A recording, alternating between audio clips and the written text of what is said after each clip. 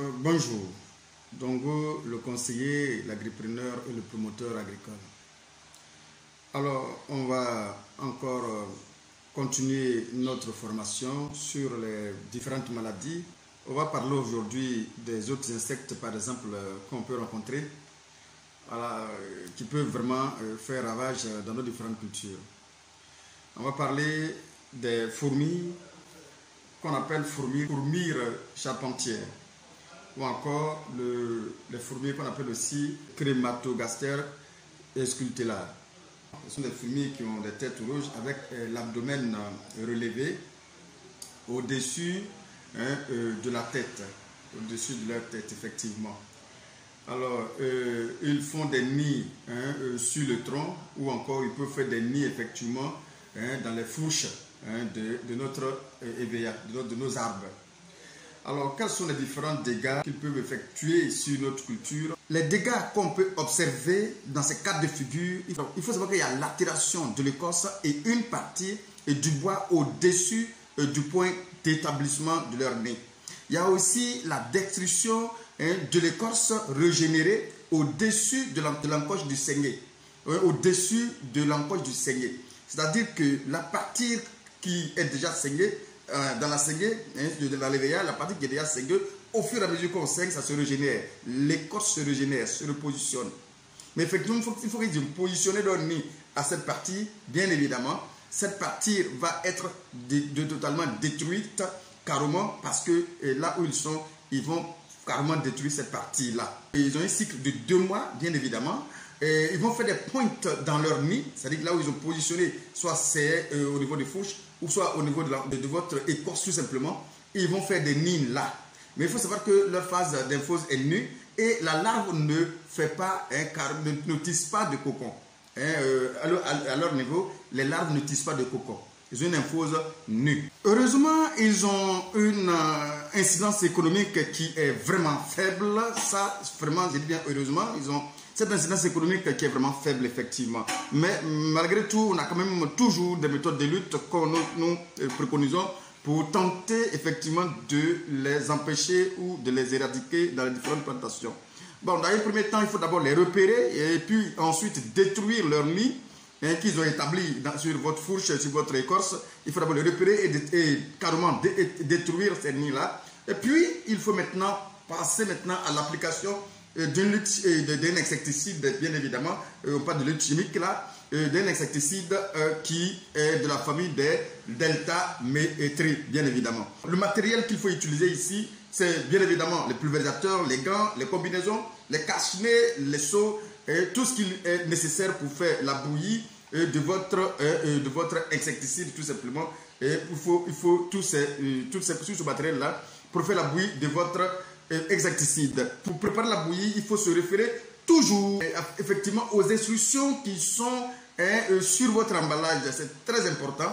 Une fois la bouillie établie, il faut régler votre appareil, votre pulvérisateur, bien évidemment, et ensuite appliquer la bouillie en une période de temps peu ensoleillée, où il n'y a pas assez de soleil, où il n'y a pas de pluie, où le vent n'est pas aussi élevé. Et c'est pourquoi le plus souvent on vous préconise ces périodes de 6h à 10h et de 16h à 18h.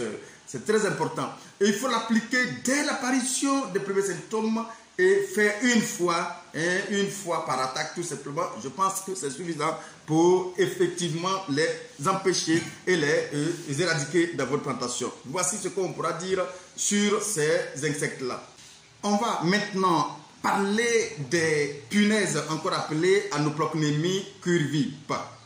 Alors, ce sont des grosses punaises noires pouvant atteindre 3 cm de long. Leur corps est couvert d'une fine pubescence dorée, c'est-à-dire que du fil poil doré. Le mâle est foncé, est noir foncé, et la femelle, effectivement, a une couleur brune vers le gris, bien évidemment. Les différents dégâts qu'on peut observer au niveau de ces punaises, sur les arbres, bien sûr, il y a la destruction de l'apex des jeunes pousses, l'apex qui est, disons, les bouts, qu'on appelle les bouts, ce sont les bouts des jeunes plants, ce sont les bouts des plants. Vers la fin, on peut parler même des bourgeons, bien évidemment.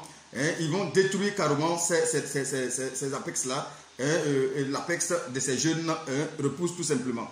Il y a un ramollissement des rameaux, ramollissement des rameaux, des feuilles. Et il y a aussi un dessèchement qu'on peut observer, pardon, voire même la mort des jeunes plantes, bien évidemment.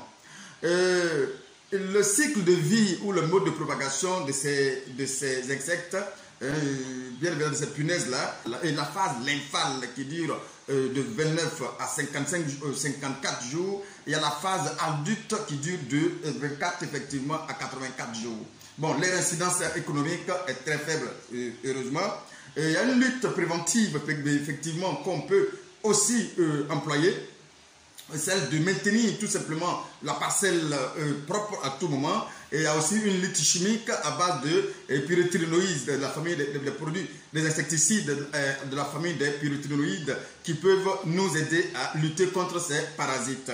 Pour le matériel d'application, on va utiliser bien évidemment le pulvérisateur, les gants, les masques, les cache-nez, les combinaisons et des dosettes effectivement. Alors, une fois leur apparition, il faut effectuer, une fois leurs symptômes observés, il faut commencer très rapidement la lutte, et soit une lutte chimique, soit on va appliquer tout qu'on fait, il faut commencer la lutte tout simplement. Et une fois par attaque, on peut utiliser les insecticides. Voici ce qu'on peut dire sur ces punaises-là.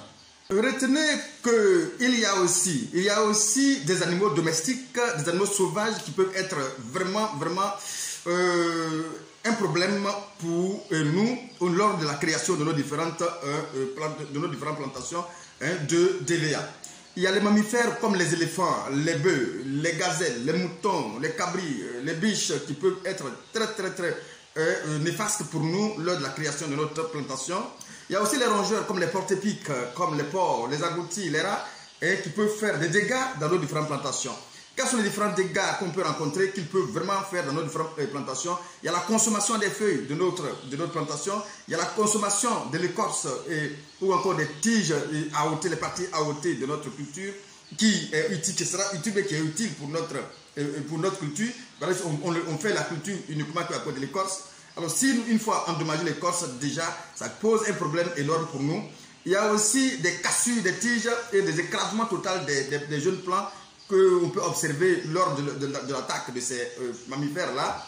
Il y a la déformation totale du tronc des jeunes plants, des jeunes arbres, comme je l'ai dit, c'est à cause du tronc que nous cultivons l'IVA. Donc c'est très important. Alors l'incidence économique est vraiment énorme parce que une fois ils arrivent dans la zone, si nous sommes dans une zone où leur présence est vraiment fréquente, ça devient un problème maintenant pour nous parce que tout compte fait, ils vont toujours tenter de passer, tenter de ravager. Et une fois qu'ils rentrent dedans, c'est très difficile. Voilà, donc ils vont faire de grands ravages dans nos plantations.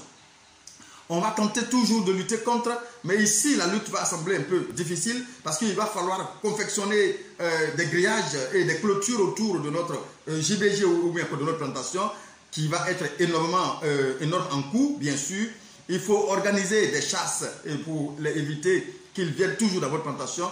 Vraiment, c'est du temps qu'on va vraiment dégager pour eux. À chaque fois qu'il faut aller toujours les chasser, vraiment, ils vont toujours venir. Donc, il faut toujours chasser.